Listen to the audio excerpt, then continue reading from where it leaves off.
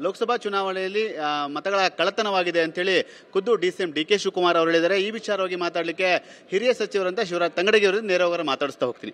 Sir, ಈಗ ರಾಹುಲ್ ಗಾಂಧಿ ಅವರು ಕೂಡ ಲೋಕಸಭೆಯಲ್ಲಿ ಆ ಒಂದು ಮಾತನ್ನು ಕೂಡ ಪ್ರಸ್ತಾಪ ಮಾಡಿದ್ರು. ಅದೇ ಬೆನ್ನಲ್ಲಿ ಡಿ.ಕೆ. ಶಿವಕುಮಾರ್ ಅವರು ಕೂಡ ಮತ ಕಳ್ಳತನ ಬಗ್ಗೆ ಪ್ರಸ್ತಾಪ ಮಾಡಿದ್ದಾರೆ. ಒಂದು ಮಹಾರಾಷ್ಟ್ರ ಚುನಾವಣೆಯೊಳಗೆ ಏನು ವಿಧಾನಸಭಾ ಚುನಾವಣೆಯೊಳಗೆ ಮತ ಕಳ್ಳತನ ಆಗಿದೆ, ಇದು ತಪ್ಪು. ಮತ ಇದ್ರ ಬಗ್ಗೆ ಎಷ್ಟು ಮತಗಳಿದ್ದು ಅದಕ್ಕಿಂತ ಹೆಚ್ಚು ಮತಗಳಾಗಿದ್ದಾವೆ, ಮತ ಇದ್ರೊಳಗಾಗಿದ್ದಾವೆ ಅಂತಂದು ಸ್ಪಷ್ಟವಾಗಿ ನಮ್ಮ ನಾಯಕರಾದಂಥ ರಾಹುಲ್ ಗಾಂಧಿಯವರು ಅವತ್ತಿನಿಂದಲೂ ಪ್ರಸ್ತಾಪವನ್ನು ಮಾಡ್ತಾಯಿದ್ದಾರೆ. ಅದಾದಮೇಲೆ ನಿನ್ನೆನೂ ನಾನು ಮಾಧ್ಯಮದೊಳಗೆ ನೋಡಿದೆ, ರಾಹುಲ್ ಗಾಂಧಿಯವರು ಕರ್ನಾಟಕ ರಾಜ್ಯದೊಳಗೆ ಲೋಕಸಭಾ ಚುನಾವಣೆಯೊಳಗೆ ಆಗಿದೆ ಅನ್ನೋ ಮಾತನ್ನು.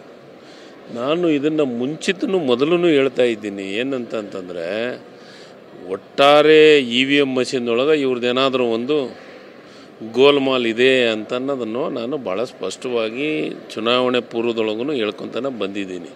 ನನ್ನ ಜಿಲ್ಲೆಯೊಳಗಿದ್ದು ಸ್ಟೇಟ್ಮೆಂಟ್ ಮಾಡಿದ್ದೀನಿ, ಮಾಧ್ಯಮದೊಳಗೆ ಬಂದಿದೆ.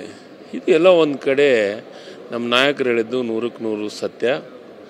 ಇದಕ್ಕೆ ಚುನಾವಣೆ ಆಯೋಗ ತತ್ಕ್ಷಣ ಕ್ರಮ ತಗೋಬೇಕು. ಯಾಕಂದರೆ ಭಾಳ ಪ್ರಜಾಪ್ರಭುತ್ವ ವ್ಯವಸ್ಥೆಕ್ಕೇ ಧಕ್ಕೆ ತರುವಂಥ ಕೆಲಸ ಇದು. ಇದನ್ನು ತತ್ಕ್ಷಣ ಇದ್ರ ಬಗ್ಗೆ ಇವತ್ತೇನು ಎದಕ್ಕೆ ಒತ್ತಾಯ ಮಾಡಿದ್ದಾರೆ ನಮ್ಮ DCM ಅವರು ಇರ್ಬೋದು ಮತ್ತು ರಾಹುಲ್ ಗಾಂಧಿ ಅವರು, ಕೇಂದ್ರ ಸರ್ಕಾರ ತತ್ಕ್ಷಣ ಇದನ್ನು ಕ್ರಮ ವಹಿಸಬೇಕಿಲ್ಲ ಅಂದರೆ ಇವ್ರ ಮೇಲೇನೂ ಗುಬೆ ಕುಣಿಸುವಂಥ ಕೆಲಸ ಆಗುತ್ತೆ. ಈಗ ಬೆಂಗಳೂರು ಗ್ರಾಮಾಂತರ ಲೋಕಸಭಾ ಕ್ಷೇತ್ರದಲ್ಲೂ ಕೂಡ ಈ ರೀತಿಯಾದ ಘಟನೆ ಆಯಿತು. ಡಿ.ಕೆ. ಸುರೇಶ್ ಅವರ ಸೋಲಿಗೆ ಅದೇ ಕಾರಣವಾಯಿತು ಅಂತ ಒಂದು ಪ್ರಸ್ತಾಪನೂ ಮಾಡಿದ್ದಾರೆ. ನಿಶ್ಚಿತವಾಗಲೂ ನಾವು ಇನ್ನೂ ಜಾಸ್ತಿ ಗೆಲ್ಲಬೇಕಾಗಿತ್ತು. ಕರ್ನಾಟಕದೊಳಗೆ ನಾವು ಸ್ವಲ್ಪ ಗೆದ್ದಿದ್ದೀವಿ. ಮತ್ತು ಎಲ್ಲರೂ ಹೇಳ್ತಾರೆ ಹೈದ್ರಾಬಾದ್ ಕಲ್ಯಾಣ ಕರ್ನಾಟಕದಾಗ ಹೌದು, ನಾವು ಇದ್ರಿಗಿಂತ ಹೆಚ್ಚು ಲೀಡ್ನಾಗ ಗೆಲ್ಲಬೇಕಾಗಿತ್ತು. ನಮ್ಮ ಲೆಕ್ಕಾಚಾರ ಕೊಪ್ಪಳದೊಳಗೆ ನಮ್ಮ ಕ್ಯಾಂಡಿಡೇಟು ಅತಿ ಹೆಚ್ಚು ಮತಗಳಿಂದ ಗೆಲ್ಲುವಂಥ ವಿಶ್ವಾಸ ಇತ್ತು. ನಾವು ಬರೀ 25-30 ಸಾವಿರಕ್ಕೆ ಬಂದಿದ್ದೀವಿ. ಅಂದರೆ ಇದೆಲ್ಲ ಒಂದು ಕಡೆ ಇದೆ.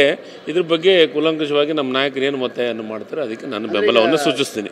ತಕ್ಷಣವಾಗಿ ಚುನಾವಣಾ ಆಯೋಗ ಇದಕ್ಕೆ ಬಂದು ಈಗ ತನಿಖೆ ನಡೆಸಬೇಕು ಅನ್ನೋದೊಂದು ಒತ್ತಾಯ ಮಾಡ್ತೀರಾ? ನಿಶ್ಚಿತವಾಗಲೂ ಒತ್ತಾಯ ಮಾಡ್ತೀನಿ, ಮಾಡಬೇಕು, ಅವಶ್ಯಕತೆ ಇದೆ. ಇನ್ನೊಂದು ನೇರ ಪ್ರಶ್ನೆಗೆ EVM ಬಗ್ಗೆ ಪ್ರಸ್ತಾಪ ಮಾಡಿದ್ರಿ. ಆದರೆ ಈಗ ನಿಮ್ಮ ವಿಧಾನಸಭೆ ಚುನಾವಣೆಯಲ್ಲಿ ಹೆಚ್ಚು ಸೀಟ್ ಬಂದಾಗ ಏನು ಮಾತಾಡಲ್ಲ ಕಾಂಗ್ರೆಸ್ಸು, ಲೋಕಸಭೆ ವಿಚಾರ ಬಂದಾಗ ಈ ಥರ ಮಾತಾಡ್ತಾರೆ ಅಂತ BJP ಆರೋಪ ಮಾಡ್ತಾ ಇದೆ. ನೋಡಿ, ನಿನಗೆ ಆರೋಪ ಮಾಡಿದಾಗ ಯಾಕೆ ನೀವು ಅದನ್ನು ಮಾಡ್ತೀರಿ? EVM ಮಷೀನನ್ನು ಕಂಡುಹಿಡಿದಾರೆ ಯಾರು? ಮನುಷ್ಯರೇ ಅಲ್ಲ. ಯಾಕೆ ಅಮೇರಿಕದೊಳಗೆ ಜಪಾನ್ದೊಳಗೆ EVM ಮಷೀನನ್ನು ಕ್ಯಾನ್ಸಲ್ ಮಾಡಿದ್ದಾರೆ? ಯಾಕೆ ಬ್ಯಾಲೆಟ್ ಇಟ್ಟಿದ್ದಾರೆ? ಜಪಾನ್ದೊಳಗೆ ಇದ್ದಿದ್ದನ್ನು ತೆಗೆದ್ರು, ಅಲ್ಲಿ ಯಾಕೆ ಬ್ಯಾಲೆಟ್ ಇಟ್ಟಿದ್ದಾರೆ? ಇವೆಲ್ಲ ಕೆಲವೊಂದಿಷ್ಟನ್ನು ನೀವು ಕೂಲಂಕಷವಾಗಿ ವಿಚಾರ ಮಾಡಿದ್ನ್ಯಾಗ ಇದೆಲ್ಲ ಒಂದು ಕಡೆ ಸಂಶಯಕ್ಕೆ ಆಸ್ಪದ ಇದೆ. ನಮ್ಮ ಸಂಶಯಕ್ಕೆ ಆಸ್ಪದ ಇದ್ದತ್ನಾಗ ನೀವು ಯಾಕೆ ಅದನ್ನು ಸಮರ್ಥನೆ ಮಾಡ್ಕೊತೀರಿ? ಅದಕ್ಕೆ ಸಂಶಯಕ್ಕೆ ಆಸ್ಪದ ಇಲ್ಲ ಅಂತಂದರೆ ಅದಕ್ಕೊಂದು ತನಿಖೆ ಮಾಡಿಸಿ, ಚುನಾವಣಾ ಆಯೋಗದವ್ರಿಗೆ ಹೇಳಿ.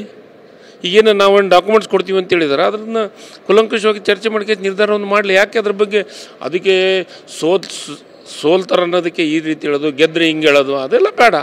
ನಾವು ಗೆದ್ದ ಮೇಲೆ ಹೇಳಕತ್ತೀವಲ್ಲ, ತನಿಖೆಗೆ ಒತ್ತಾಯ ಮಾಡ್ತೀರಾ? ಹಾಗಾದ್ರೆ ನಿಶ್ಚಿತವಾಗ್ಲೂ ತನಿಖೆಗೆ ಒತ್ತಾಯವನ್ನು ಮಾಡ್ತೀನಿ. Thank you sir. ಇದಿಷ್ಟು ಹಿರಿಯ ಸಚಿವರಂತ ಶಿವರಾಜ್ ತಂಗಡಗಿಯವರ ಮತ್ತು ಈ ರೀತಿಯಾದ ಮತಗಳ್ಳತನ ಹಿಂದೆ ಕೂಡ ಆಗಿದೆ, ಈಗೂ ಕೂಡ ಲೋಕಸಭಾ ಚುನಾವಣೆಯಲ್ಲಿ ಕೂಡ ಆಗಿದೆ.